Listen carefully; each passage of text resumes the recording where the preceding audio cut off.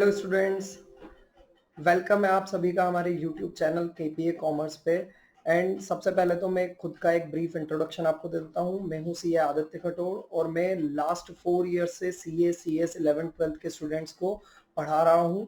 And मैं जुलाई 2015 में chartered accountant बन गया था in my very first attempt at the age of 21। And from that time मेरा जो पर्सपेक्टिव था कि यार भैया पढ़ाई को कैसे, हमारी जो सीए की स्टडीज को कैसे सिंपल बनाया जाए, अकाउंट्स को कैसे सिंपल बनाया जाए, हमेशा से मेरा यही पर्सपेक्टिव रहा है।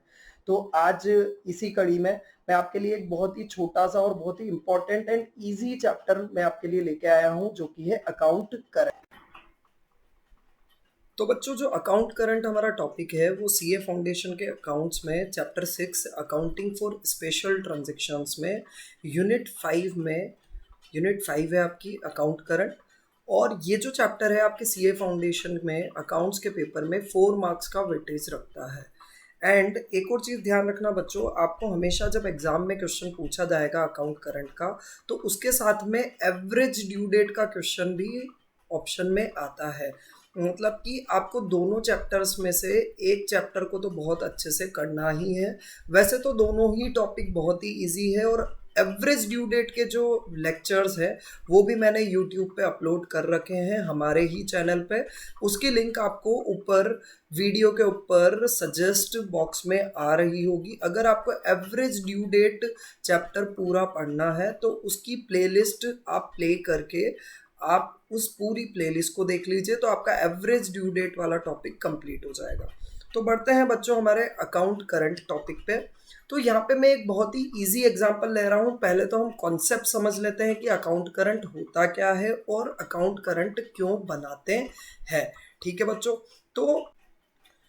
तो बच्चों, मैंने एक एग्जांपल लिया है। Mister A is a consignor, या फिर आप मान लो मिस्टर ए एक डीलर है, मतलब एक गुड्स को इंपोर्ट करते हैं आउट ऑफ इंडिया से और इंडिया में अपने ब्रांड से बेचते हैं। ठीक है।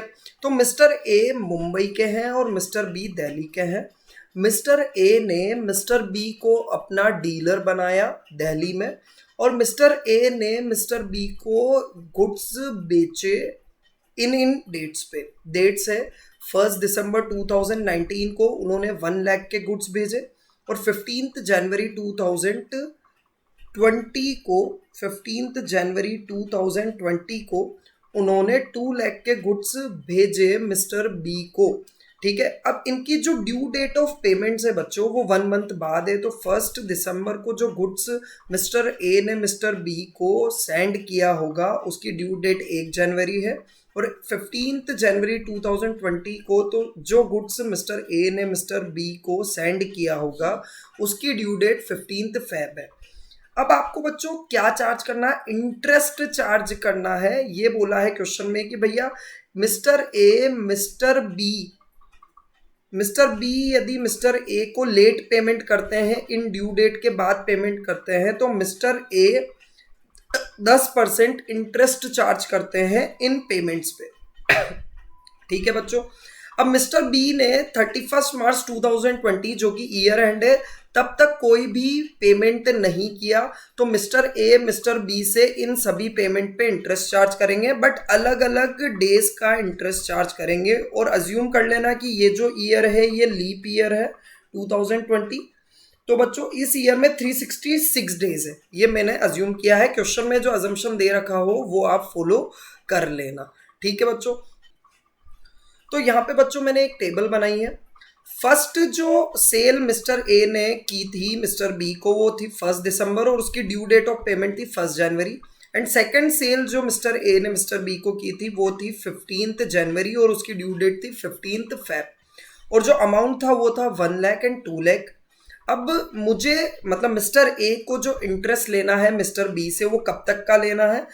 1 जन से 31 मार्च तक, क्योंकि last date of the year 31 March है। तो 1 जन से 31 मार्च तक यदि मैं डेज काउंट करूं, तो डेज कैसे काउंट करने ये भी ध्यान देना। आपको जिस दिन से पेमेंट मतलब जो ड्यू डेट है उसको काउंट मत करना, उसके आगे के जितने भी दिन है वो काउंट कर लेना, इंक्लूडिंग लास्ट डेट जब तक आपको काउंट करना है। तो बेटा जनवरी के 30 डेज, देन फेब के 29 days, and 31 days of March, तो टोटल 90 डेज का interest mister A mister B से लेंगे फर्स्ट सेल पे, और सेकंड सेल के पेमेंट पे 14 डेज फैब के और 31 डेज मार्च के, टोटल 45 डेज का इंटरेस्ट लेंगे। तो इंटरेस्ट कैसे कैलकुलेट करेंगे, तो फर्स्ट सेल 1 लाख की थी, उसके ऊपर 10% इंटरेस्ट और 90 डेज का इंटरेस्ट काउंट करेंगे तो 90/366, तो 2459 का टोटल इंटरेस्ट हो जाएगा। सेकंड सेल 2 लाख की थी, 2 लाख का 10%, 2 लाख का 10% डिवाइडेड बाय 366 इंटू 45, तो ये भी आ गया 2459। तो टोटल इंटरेस्ट कितना हो जाएगा, 2459 प्लस 2459 प्लस 2459 4918। तो मिस्टर ए मिस्टर बी से कितना इंटरेस्ट चार्ज करेंगे, इंटरेस्ट जो वो चार्ज करेंगे वो करेंगे 4918 का। And mister A total amount कितना लेंगे मिस्टर बी से, मतलब total amount due from mister B, mister A को मिस्टर बी से टोटल कितना अमाउंट लेना है, तो भैया 3 लाख रुपए के तो गुड्स बेचे उन्होंने प्लस 4918 का इंटरेस्ट, तो टोटल हम कितना अमाउंट लेंगे, मतलब मिस्टर ए मिस्टर बी से कितना अमाउंट लेंगे, 304918 का अमाउंट लेंगे। ठीक है बच्चों, तो account current is just like calculating these interest, but इतना इजी नहीं है बच्चों। जब कॉम्प्लिकेटेड सिचुएशन आएगी तब उसको कैसे सॉल्व करना है हम देखेंगे। कॉम्प्लिकेटेड सिचुएशन क्या होती है, तो इसी सिचुएशन में मान लो मैं आपको ये बोल देता कि मिस्टर ए ने मिस्टर बी को ये माल बेचा एंड मिस्टर बी ने डिफरेंट डेट्स पे पेमेंट भी किया। अब आपको बताना है कि कितने अमाउंट, कितना interest mister A mister B से चार्ज करेंगे। तो ऐसी सिचुएशन जब आएगी तब हम अकाउंट करंट को यूज करेंगे। इसी के लिए मैं एग्जांपल नंबर 2 पे ले चलता हूं आपको, जिससे आपको और थोड़ी अंडरस्टैंडिंग बनेगी इस टॉपिक से रिलेटेड। तो बच्चों ये है हमारा example number 2। Mister A sold goods to mister B on the following dates. Mister A ने मिस्टर बी को ये गुड्स बेचे इन डेट्स पे। 1 दिसंबर 2019 को 1 लाख और उसकी ड्यू डेट है 1 जनवरी 2020, एंड 15 जनवरी 2020 को और उसकी ड्यू डेट है 15 फेब 2 लाख की सेल की। Be paid the following amount. अच्छा, बी ने कुछ पेमेंट भी की है मिस्टर ए को। 15 जनवरी 2020 को उन्होंने पेमेंट किया 80,000 का, एंड 15 फेब 2020 को उन्होंने पेमेंट किया 1,50,000 का। ठीक है, अब यहां पे आपको ये बोला है कि interest is to be charged on late payments at the rate of 10% per annum. आपको ये बोला है कि मिस्टर ए जो मिस्टर बी से इंटरेस्ट चार्ज करते हैं वो 10% पर एनम के हिसाब से इंटरेस्ट चार्ज करते हैं। ठीक है बच्चों, तो अब यहाँ पे ईयर एंड वही 31 मार्च 2020 आपको ईयर एंड गिवन है।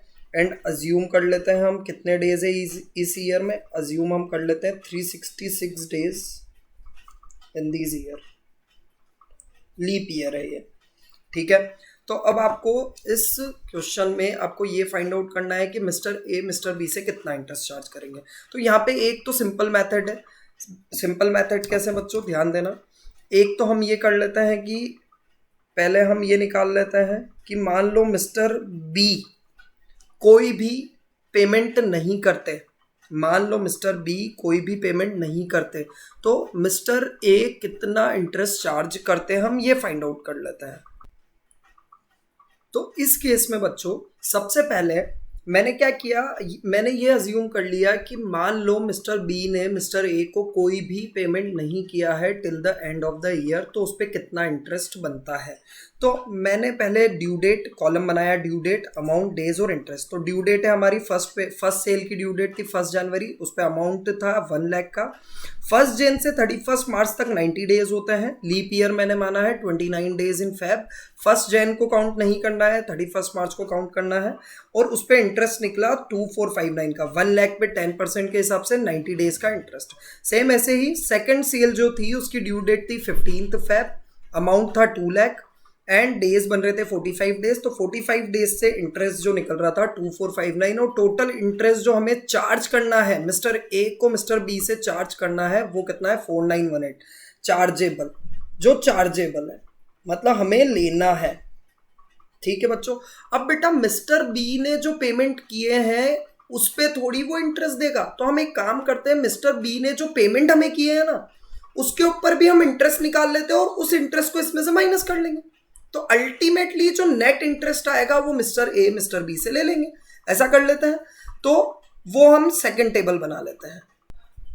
तो बच्चों ये जो सेकंड टेबल हमने बनाई है उस टेबल में हमने जो पेमेंट मिस्टर बी ने हमें किए थे, जो मिस्टर बी ने पेमेंट्स किए थे उनके ऊपर हमने इंटरेस्ट निकाल लिया till the end of the year. तो फर्स्ट पेमेंट उन्होंने हमको किया था 15 जन, इसकी ड्यू डेट वही होगी जिस दिन पेमेंट किया है। कितने हजार का पेमेंट किया था 80,000 80,000, और डेज कितने बन रहे हैं 15 जन से 31 मार्च तक 76 डेज, लीप ईयर हमने लिया है। एंड 15 फेब को जो पेमेंट किया था 1.5 लाख का था और उसमें डेज बन रहे हैं 45 डेज। इस पे जो इंटरेस्ट चार्ज किया 80,000 पे 10% इंटू 76/366 1661 का इंटरेस्ट, एंड 1.5 लाख पे 10% के हिसाब से 45 डेज का इंटरेस्ट 1844। तो टोटल इंटरेस्ट जो मिस्टर बी के पेमेंट पे बन रहा है 3505। तो एक तरह से मिस्टर बी से हमें इंटरेस्ट लेना है 4918 और मिस्टर बी को पेमेंट देना है 3505। ठीक है, तो नेट इंटरेस्ट कितना पे करना है मिस्टर बी को मिस्टर ए को, मतलब मिस्टर बी को ज्यादा देना है तो मिस्टर ए इनसे इंटरेस्ट तो नेट इंटरेस्ट जो मिस्टर बी से हमें लेना है मिस्टर ए को लेना है वो कितना हो जाएगा 4918 माइनस 3505 मतलब कि 1413। अगर हम बात करें मिस्टर ए को मिस्टर बी से कितना लेना है तो बच्चों उसने मिस्टर ए ने मिस्टर बी को 3 लाख के गुड्स बेचे थे, उसमें 1413 का इंटरेस्ट लेना है, तो 3,01,413 का नेट पेमेंट लेना है। उसमें से मिस्टर बी 2,30,000 रुपए तो पेमेंट कर चुके हैं, तो नेट पेमेंट जो रिसीवेबल है मिस्टर बी से वो है 71,413। अच्छा, इसी चीज को जो अभी हमने देखा इसी चीज को अगर हम एक प्रॉपर फॉर्मेट में लिख दें तो वो अकाउंट करंट बन जाता है। तो अब हम देखते हैं इसको प्रॉपर फॉर्मेट में, इसी क्वेश्चन को अकाउंट करंट के फॉर्मेट में कैसे करेंगे। ठीक है बच्चों, तो नेक्स्ट लेक्चर में हम ये देख लेते हैं।